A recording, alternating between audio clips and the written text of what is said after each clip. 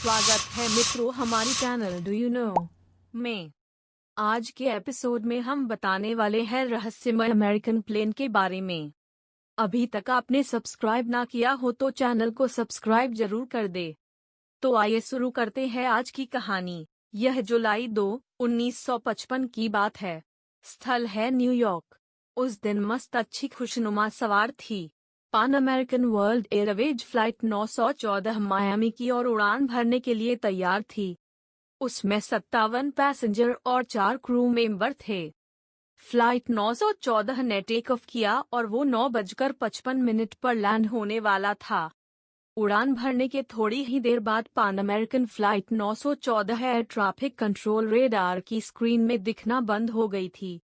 सब कुछ यही इंगित करता था कि विमान खो गया है। रेडार से गायब होने के अलावा एटीसी पायलट को रेडियो द्वारा भी कांटेक्ट नहीं कर पा रहे थे।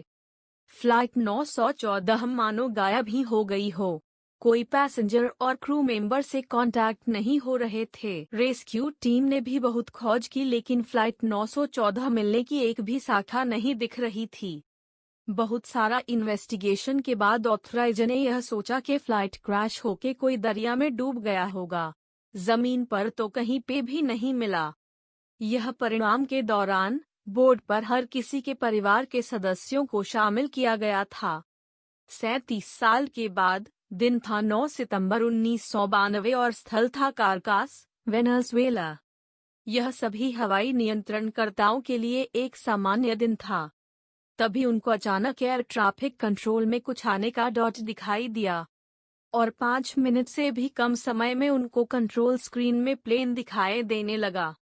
सभी कर्मी को नॉर्मल प्लेन जैसा ही लगा जैसे रोज आते हैं। परंतु जैसे जैसे प्लेन आगे बढ़ रहा था सभी कर्मी उस पर नजर रखे थे। प्लेन नजदीक आ गया। सभी कर्मी ने देखा कि ये प्लेन एक डगलास DC-4 है, स्टील वाला, और आज के प्लेन तो मॉडर्न टर्बाइन वाले होते हैं।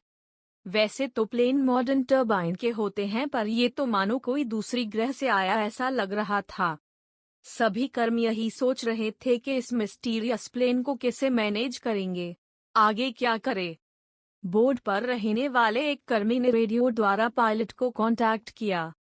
तब क्रू मेंबर का जवाब आया कि हम 57 पैसेंजर्स और 4 क्रू मेंबर है Pan American Airways flight 914 from New York to Miami. Plane का पायलट ने लैंडिंग शुरू कर दी। धीरे धीरे प्लेन नीचे आ रहा था और प्लेन फाइनली रोड को टच किया और स्टॉप हो गया। और प्लेन लैंड होने के बाद पायलट बोला कि हम मायामी में पहुंच गए और दिन है 2 जुलाई 1955। तुरंत ही बोर्ड पर बैठे हुए कंट्रोलर ने कहा कि ये 9 सितंबर 1992 है और जगह है कारकास। जैसे ही पायलटों ने यह सुना वे घबरा गए। नतीजतन नियंत्रक इस पृष्ठ पर योजना से परे और लोगों की सुरक्षा के लिए सुरक्षा गार्ड का एक आदेश जारी करते हैं। जैसे जैसे सुरक्षा गार्ड के आदमी जब प्लेन के नजदीक आने लगे तब प्लेन में बैठे हुए पायलट को ये हाईजैक का प्लान लगा और उसने रेडियो में कहा हमारे नजदीक ना आए, हम जा रहे हैं। और प्लेन ने फिर से टेक ऑफ किया और फिर अदृश्य हो गया। कंट्रोलर के मुताबिक ये प्लेन आकाश में जाने के बाद फिर से रेडार में से गायब हो गया और इसीलिए एयरपोर्ट ने 3 जेट प्लेन को भेजा उस पान अमेरिकन फ्लाइट को ढूंढने। परंतु ये प्लेन कहीं से भी ट्रैक नहीं हुआ। थोड़ी ही घंटों में ये पान अमेरिकन फ्लाइट 914 लैंड हुआ मायामी में। हालांकि कारकास एयरपोर्ट ने मायामी के एयरपोर्ट में जानकारी कर दी थी। उसके अराइवल के बाद निवेशकर्ताओं ने एयरक्राफ्ट की जांच की और पता चला कि ये तो वही प्लेन है जिसने 2 जुलाई 1955 में उड़ान भरी थी। निवेशकर्ताओं को काफी सारे सवाल होने लगे थे ये रहस्यमय प्लेन के बारे में और उन्होंने सभी पैसेंजर्स और क्रू मेंबर को छोड़ दिया ताकि वो अपने घर जा सके और अपने परिवार को मिल सके। सभी परिवारों के लिए आश्चर्य की बात थी कि बहुत लंबे समय के बाद उनके संबंधी मिले। परंतु यात्री के लिए हैरानी की बात यह थी कि ये उनके परिवार के लोग दिख कैसे रहे थे। सभी यात्री और क्रू मेंबर्स वैसे ही लग रहे थे जैसे वो 1955 में लग रहे थे, जबकि उनके परिवार वाले 37 साल बड़े लग रहे थे। यहाँ ये भी रहस्य था कि प्लेन इतने साल उड़ा कैसे, और अभी तक कोई जवाब नहीं मिले है कि आखिर फ्लाइट 914 के साथ हुआ क्या था।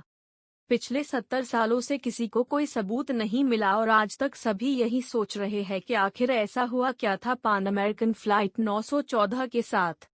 अब आप भी सोचिए ऐसा कैसे हुआ होगा। तब तक हम मिलते अगले एपिसोड में ऐसी नई रहस्यमय कहानी के साथ। अगर आज का एपिसोड अच्छा लगा तो वीडियो को लाइक कीजिए और हमारी यूट्यूब चैनल को सब्सक्राइब कीजिए और फेसबुक पेज को फॉलो कीजिए।